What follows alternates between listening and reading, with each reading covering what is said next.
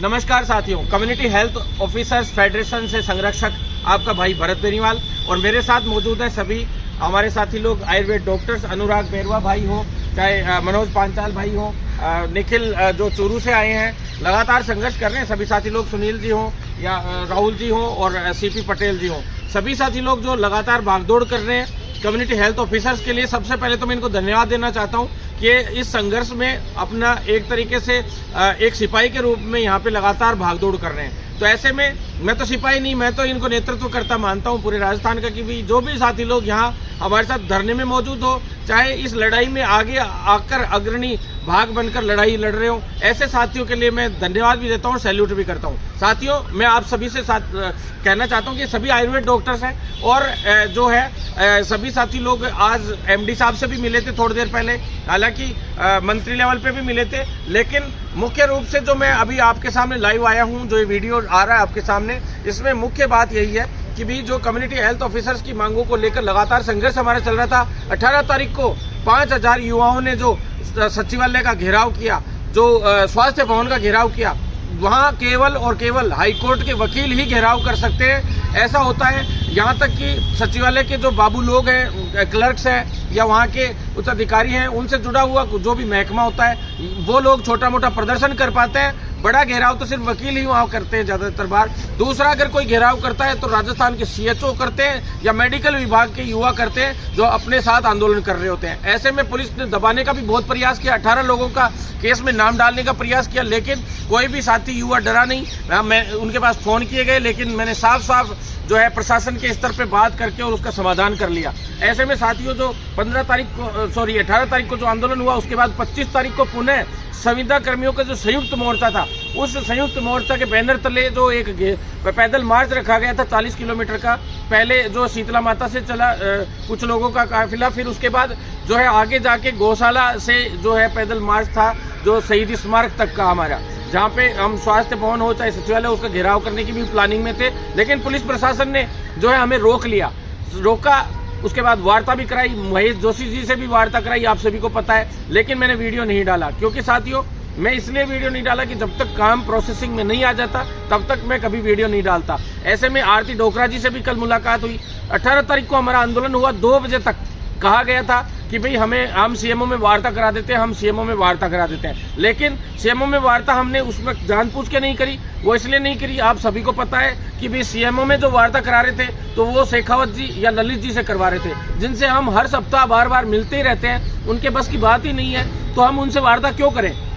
ऐसे में मुख्यमंत्री जी के जो खास लोग हैं, जो चीफ सेक्रेटरी मैडम है उषा शर्मा, या जो सेक्रेटरी हैं, पर्सनल सेक्रेटरी जो हैं उनके, जैसे आरती डोकरा मैडम और जो कुलदीप रांका जी और गौरव अग्रवाल जी से इसलिए अपॉइंटमेंट लेना चाहते थे हम कि वो मेडिकल का जो है ज़्यादातर वो ही देखते हैं उसमें, जो मुख्यमंत्री के अंडर में जिनमें मुख्य रूप से आते हैं, और मुख्यमंत्री जी तक बात पहुंचानी हो तो इन 4 लोगों से मेन आदमी कोई नहीं है। ऐसे में इन चारों में से ही किसी से नहीं मिला पाए, क्योंकि जो अभी जो ये राहत कैंप लगाए जा रहे हैं राजस्थान सरकार द्वारा, तो ज़्यादातर लोगों की वहाँ ड्यूटियाँ लगी हुई है, या जो सेक्रेटरी लेवल के लोग हों चाहे मुख्य सचिव के लोग हों, सभी लोग उसमें मॉनिटरिंग में लगे हुए थे। ऐसे में जो 18 तारीख को हमने शुरू किया, तो ऐसे में थोड़ी दिक्कतें आई, लेकिन उसके बावजूद भी हमें अच्छे से अब मुलाकात करवाई गई है। उस दिन भी हमारी एमडी साहब से मुलाकात हुई थी। एमडी साहब से मुलाकात के बाद आप लोगों ने देखा होगा कि काफ़ी अच्छे निष्कर्ष उसके निकल के आए। एमडी साहब ने इतना अच्छा रेस्पॉन्स दिया उस दिन, और उसके लिए हम एमडी साहब को भी धन्यवाद देते हैं कि उन्होंने हमारी प्रक्रियाएं अभी शुरू कर दी हैं। आज तीसरी बार उसके बाद एमडी साहब से हम मिले एक तरीके से, क्योंकि जो ये सभी साथी लोग भी मिलने गए थे, इन सभी साथियों से भी पूछ लीजिए रेस्पॉन्स कैसा रहा। साथियों, बढ़िया रेस्पॉन्स रहा, सभी साथियों को पता है, इनसे पूछ लीजिए, अंदर मिलने गए थे। अब मैं आपको बता दूं, आज फिर से चर्चाएं हुई हैं उस विषयों पे, और आरती डोकरा मैडम से तो स्पेशल तौर पे जो चर्चाएं हुई थी कम्युनिटी हेल्थ ऑफिसर्स के जो 7 इश्यूज थे, 7 से 8 इश्यूज थे, उन्हीं पे बात हुई, उनके अलावा एक भी बात नहीं हुई। उनके पास हम लीगल से एडवाइजर जो है अधिवक्ता आनंद जी जो है हाई कोर्ट के, उनको भी हम साथ लेके गए थे कल, क्योंकि उनको कॉन्ट्रेक्चुअल सर्विस का रूल का पॉइंट टू पॉइंट पता था, और कहाँ राजस्थान सरकार ने क्या क्या गड़बड़ियां करी हैं, उनमें क्या क्या कमियां छोड़ी हैं, क्या क्या खामियां छोड़ी हैं, और किस तरह से उनका समाधान किया जा सकता है। उन सभी विषयों पर चर्चा हुई है, क्योंकि कॉन्ट्रेक्चुअल सर्विस रूल एक अकेला हमारा सीएचओज का ही मुद्दा नहीं है, वो मुद्दा है पंचायत सहायकों का भी, वो मुद्दा है पैरा टीचर्स का भी, मदरसा पैरा टीचर्स का भी, वो मुद्दा है आंगनवाड़ी कार्यकर्ताओं का भी, वो मुद्दा है कई कैडर्स का, जो मेडिकल विभाग के हो, चाहे चिकित्सा विभाग के हो, चाहे शिक्षा विभाग के हो, चाहे अदर किसी भी विभाग के हो, महिला एवं बाल विकास विभाग के हो, किसी के भी विभाग के हो, सभी का मुद्दा है। और ऐसे में उस मुद्दे के समाधान के लिए हमने अच्छे से उस बात को रखा। उस बात में मुख्य रूप से यही था कि कॉन्ट्रैक्चुअल सर्विस रूल्स में जो अनुभव का लॉस हो रहा है वो नहीं होना चाहिए, और उन्होंने विश्वास दिलाया है कि भी मुख्यमंत्री जी जो है वो इस पे करेंगे, कुछ ना कुछ समाधान करेंगे। और उन्होंने एक भाषण में भी लाइव में बोला है कि अनुभव का लॉस नहीं होने दिया जाएगा मुख्यमंत्री जी ने। तो ऐसे में हम उस पर तैयार कर रहे हैं उसका क्राइटेरिया, लेकिन अगर उसके नियम जैसे अनुभव लॉस 1 साल का एक ही गिना जाए, आईएएस पैटर्न नहीं होना चाहिए। 3 साल का 1 साल अनुभव गिना जा रहा है, वो बहुत गलत है। इसमें सीएचओ को तो इतना बड़ा नुकसान नहीं हुआ, 1 साल का ही हुआ है, अभी तक कोई ज्यादा इतना बड़ा नुकसान नहीं हुआ, लेकिन दूसरे कैडर्स को तो 10-10, 15, 20-20 साल हो गए लोगों को।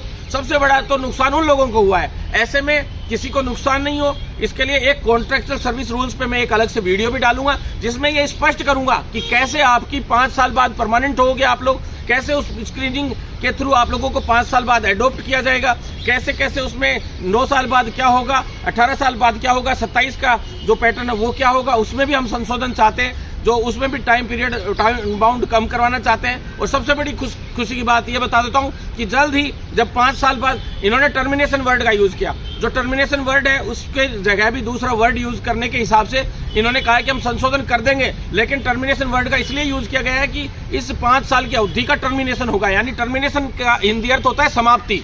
5 साल बाद आपकी इस अवधि का समाप्ति होगी, और समाप्ति होगी तभी तो हम स्क्रीनिंग करके दोबारा से एडॉप्ट करेंगे, इन कॉन्ट्रैक्चुअल सर्विस रूल के अकॉर्डिंग आपको नियमितीकरण का काम करेंगे। ऐसे में इन्होंने सब कुछ समझाया प्रॉपर तरीके से, लेकिन इन वीडियोस एक अलग से कॉन्ट्रैक्चुअल सर्विस रूल पे मैं आपको बताऊंगा, और उसमें जो कमियां रही हैं उनका भी संशोधन अपन करवाएंगे। चिंता करने की किसी को जरूरत नहीं है। अखिल अरोड़ा जी जो है वो इस पूरे नियम को देख रहे हैं, उन्होंने ही ये नियम पूरा बनाया है। जो फाइनेंस के सेक्रेटरी हैं, एसीएस हैं, आपको सभी को पता है कि अखिल अरोड़ा जी आज मुख्यमंत्री जी के सबसे नजदीकी हैं, सुभाष गर्ग जी भी सबसे नजदीकी हैं। सुभाष गर्ग जी से भी हम इन मैटर के लिए मिले थे, तो ऐसे में उन्होंने विश्वास दिलाया कि जल्द ही मुख्यमंत्री से मिलकर जो नेगेटिव पॉइंट्स है सीएचओ के अंदर उनका भी समाधान करवाएंगे। उसमें महेश जोशी जी ने से भी बात हुई, वो घेराव के बाद पुलिस प्रशासन ने हमसे वार्ता करवाई, हम वहीं टोंक रोड पे जाम करके बैठ गए थे, तो उन्होंने 8 थानों की पुलिस आई, और हालांकि वहां संख्या बल कम रहा क्योंकि हमने मेडिकल फील्ड के लोगों को ज्यादा आह्वान किया नहीं था। 18 तारीख को हमने सभी को बुला लिया था, तो हम नहीं चाहते थे कि 25 तारीख को मैं दोबारा सीएचओ को ज्यादा परेशान करूं। ऐसे में मैं खुद के पर्सनल 100 से 150 लोगों को लेकर वहां पहुंच गया था। 300-400 लोगों की टोटल संख्या बल था, ज्यादा संख्या बल नहीं था साथियों, मैं आपको क्लियर बता दूं, क्योंकि पंचायत सहायक हो चाहे पैरा टीचर्स हो, चाहे उनमें भी इस तरह के बहुत से लोग हैं जो 1-2 लोग टांग खींचने का काम करते हैं और नेगेटिविटियां फैलाने का काम करते हैं। एक दिन पहले उनके खिलाफ इस तरह से कोई वीडियो डाले गए उल्टे सीधे, और उन लोगों का विचारों का आंदोलन जो है उसको रोकने का प्रयास हुआ, लेकिन जिसके जिद हो और जिसका पूरा मन और लगन से काम करने की क्षमता हो, उस व्यक्ति को कोई माइका लाल नहीं रोक सकता, और वो अपने अधिकारों को लेकर रहता है, अपने हकों को लेकर रहता है। और मैं आपको विश्वास दिला रहा हूं 100% हम लोग जीतेंगे, क्योंकि हम लोग पूरी तरह से इसमें तहे दिल से लगे हुए हैं और पूरे मन से, तन मन धन से पूरी तरह से लगे हुए हैं। किसी से 1 रुपया कभी से लिया नहीं, चंदा कभी किसी से अठन्नी ली नहीं, आज तक किसी से ये नहीं कहा। कोशिश यही करता हूं कि किसी सीएचओ को परेशान नहीं होना पड़े, किसी मेडिकल विभाग के छात्र को परेशान नहीं होना पड़े, मेरे खुद के दम पे काम करवा कर ले आऊं, ये मेरा प्रयास रहता है। लेकिन ये जरूरी नहीं होता कि आंदोलन से ही सारे काम होते हैं, आंदोलन की बजाय रणनीति से भी काम होते हैं। आप अधिकारियों से किस तरह से बात करते हो उससे काम होते हैं, नहीं तो एक आम सीएचओ बेचारा वहां जाता है तो आपने देखा है एमडी साहब तुरंत उसके खिलाफ कार्रवाई कर देते हैं, बहुतों के नाम लिखे जाते हैं। और जो कह रहे हैं ना नेता बनने की प्रयास में ये लोग, मैं उनसे भी कहना चाहता हूं कि हमने आपको प्रयास किया था कि साथ लेने का। मैंने सोचा कि 18 तारीख को डालेंगे तो सभी लोग एकजुट होकर चलेंगे, लेकिन 1-2 लोगों ने वहां पे नेगेटिविटी फैलाने की कोशिश की। हमारे इनसे कोई फर्क नहीं पड़ने वाला। सीएचओ एकजुट है, एकजुट था और एकजुट रहेगा। किसी संगठन की भी आवश्यकता नहीं है हमें। हमारे काम क्या पहले संगठन करवाते थे? किसी संगठन से नहीं हुए। जो काम हुए वो हमारे दम पे हुए और आगे भी हम अपने दम पे करेंगे। 500 संगठन एक विभाग में बने हुए हैं, कोई फर्क नहीं पड़ता उनसे। संगठनों ने किया क्या है? नर्सिंग एसोसिएशन बने हुए इतने सारे, क्या किया उन्होंने आज तक? यूं कहते हैं वो रजिस्ट्रेशन, ये रजिस्ट्रेशन। अरे भैया 500 रजिस्ट्रेशन करा के पटक देंगे 1 घंटे में, कुछ नहीं होता इनसे। काम करना पड़ेगा खुद को, हर सीएचओ को प्रेसिडेंट बन के लड़ाई लड़नी पड़ेगी, तभी उसका समाधान होगा। और जिलों में आप लोगों ने ट्रेनिंग फंड का जो इशू था कहते हैं कि 3 ही मुख्य मुद्दे थे, उसके अलावा तीसरा मुद्दा ही नहीं होना चाहिए था। क्यों नहीं होना चाहिए था? किसी को मातृत्व अवकाश की जरूरत है, किसी को पैतृक अवकाश की जरूरत है, क्यों नहीं? मेरे लिए तो वो भी मुद्दा है, वो भी मेरे भाई है। जो इसको ट्रेनिंग फंड की जरूरत है वो भी मेरे भाई है, उनका भी ट्रेनिंग फंड का मुख्य मुद्दा है। जिस व्यक्ति के 50,000 अटके पड़े ट्रेनिंग फंड के, उसके लिए मुख्य मुद्दा वो है, और वो हमारे लिए भी मुख्य मुद्दा है। नहीं है 3 मुख्य मुद्दे। 3 मुख्य मुद्दे इसलिए है, सब बराबर मुद्दे हैं, क्योंकि सारे के सारे मुद्दे हम सोल्व करा के दिखाएंगे, हमें दम है इसलिए। और आपको खुशखबरी दे देना चाहता हूं, सभी साथी लोग मौजूद हैं, इनसे पूछ लीजिए अभी अंदर वार्ता में 32 + 8,000 का जो लेटर है, सोमवार से बुधवार के बीच में भारत सरकार को भेजने की बात कह दी गई है साफ साफ। उसके ऊपर मीटिंग हो गई है, कमेटी बना दी गई है। बिहार के जो लिया गया था उसको पूरी तरह से रिसर्च किया गया उसमें, और उस पर सत्यता की जांच की गई कि वो ऑर्डर बिल्कुल सही है क्या। बिहार से इन्होंने कम्युनिकेशन किया है, बिहार के एनएचएम से, और इनकी बातें हुई है, उसके बाद ही वो मामला क्लियर हुआ है। साथ ही हरियाणा से भी कम्युनिकेशन हुआ है, और 4800 ग्रेड पे का जो इशू चल रहा था उसको भी ये लोग क्लियर कर लिया है इन्होंने लगभग, और वो भी जल्द ही कैडर 4800 ग्रेड पे के कैडर की फाइल बहुत जल्द अगले वीक तक चलने की पूरी उम्मीद है। हालांकि आज इन्होंने विश्वास दिलाया था कि भाई, कल आरती मैडम ने भी विश्वास दिलाया था कि भाई ये कैडर वाला काम अगर वास्तव में हरियाणा में है तो हमें कोई ऐतराज नहीं है, और 4800 ग्रेड पे के अंडर आते हैं तो हम भी आपको 4800 में ले देंगे, और 4800 ग्रेड पे के इक्विवेलेंट आप आते हो तो आपको कॉन्ट्रेक्चुअल सर्विस रूल में जो 18,900 के हिसाब से रखा गया है वो बिल्कुल नहीं रखा जाएगा। आपको और ऊपर जो ग्रेड पे के अकॉर्डिंग आपको इक्विवेलेंट जितना पैसा मिलना चाहिए उसके अकॉर्डिंग आपको मिलेगा। 4800 ग्रेड पे के अकॉर्डिंग कॉन्ट्रेक्चुअल सर्विस रूल में जिन लोगों को रखा गया है, जितना पैसा उनको मिल रहा है उतना ही पैसा आप लोगों को रखा जाएगा। आपको बिल्कुल चिंता करने की आवश्यकता नहीं है। बहुत जल्द इसमें संशोधन होंगे। आपको कई लोग कह रहे हैं ज्वाइन मत करिए, ये मत ज्वाइन करिए, नहीं करिए, आपकी मर्जी है।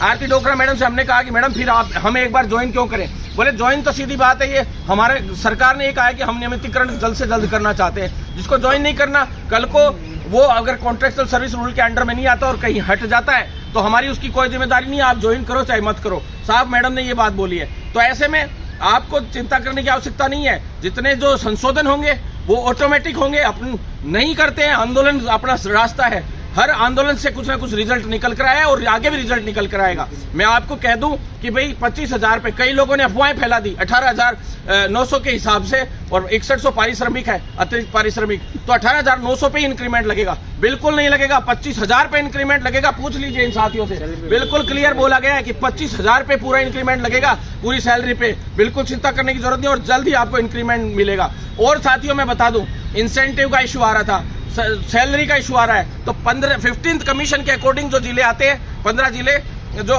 कुछ जिले आते हैं, तो उन जिलों का जो है 15th कमीशन के अकॉर्डिंग उन जिलों के अंदर ही सैलरी का थोड़ा बहुत इशू आ रहा है। वो भी राजस्थान के नगरीय विकास विभाग के अंडर में वो आते हैं। उस तरीके से क्या एनएचएम को वहां से पेमेंट लेना पड़ता है, घूम फिर के वो फाइनेंस से ऐसे आता है, तो लंबी प्रोसेस होने की वजह से उनको समय लग जाता है। वो भी जल्द समाधान होगा। लेकिन इंसेंटिव जो है वो एक बड़ा मुद्दा है। एक साल से लोगों को इंसेंटिव नहीं मिला, 14 13 महीने हो गए।